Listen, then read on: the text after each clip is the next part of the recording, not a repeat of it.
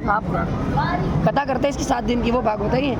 देखो गीता प्रेस गोरखपुर से छपी हुई है, ठीक है। ये मोहर भी अंदर भी देख लो, अंदर भी वही छप सभी से गीता प्रेस गोरखपुर से छपी हुई है, ठीक है।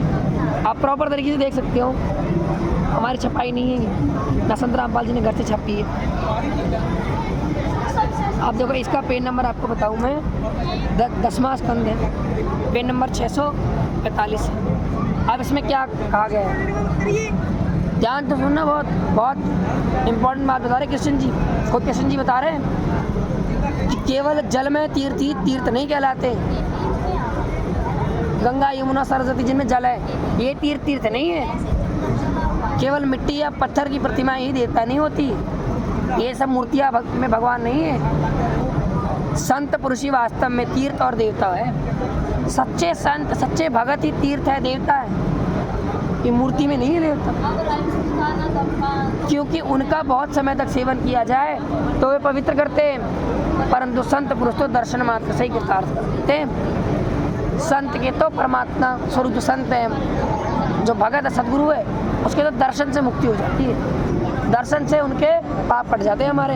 आगे तक क्या बात कही है आप सुनिए ध्यान से। अग्नि सूर्य चंद्रमा तारे पृथ्वी जल आकाश वायु वाणी और मन के जो अधिष्ठाता जितने भी देवता हैं, ये देवता उपासना करने पर भी पाप का पूरा नाश नहीं करते, ये पाप को नहीं काट सकते, क्योंकि उनकी उपासना से भेद बुद्धि का नाश नहीं होता, वो और भी बढ़ती है। इनकी जो है उपासना से भेद बुद्धि जो अविद्या है, काल की बुद्धि बढ़ती है, घटती नहीं है। लेकिन परंतु यदि घड़ी तो घड़ी थोड़ा समय भी, घड़ी तो घड़ी भी ज्ञानी महापुरुषों की सेवा की जाए तो वे सारे पाप ताप मिटा देते हैं। सच्चा संत सच्चा भगत तो इन देवताओं से भी, जो सच्चा सदगुरु है, इन देवताओं से भी सुपीरियर है।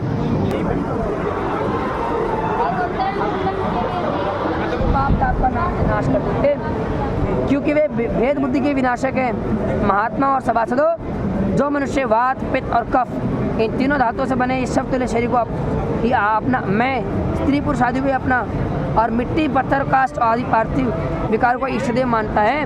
मतलब पत्थर से बनी मूर्ति हो, लकड़ी की मूर्ति हो और पार्थिव विकार हो, जो जैसे ये चांदी का बना है इनके गले में, ऐसी ये सारी जो मूर्तियाँ हैं, इनको तो भगवान मानता है और जल को तो जल मानता है। आप बुरा मत मानना, ये लिखा हुआ है इसमें, मैं पढ़ के सुना रहा हूँ बस, कि जो इन्हीं को भगवान मानता है, इन मूर्तियों को ही, जल को ही तीर्थ समझता है, ज्ञानी महापुरुषों को नहीं। वो मनुष्य होने पर भी पशुओं में नीच गधा है। आप देखो खुद लिखा है मेरे समझ, ये लिखा है कि जो इन मूर्तियों में भगवान मानता है, इन जल इस पानी में भगवान मानता है, वो मनुष्य पशुओं में भी नीच गधा है।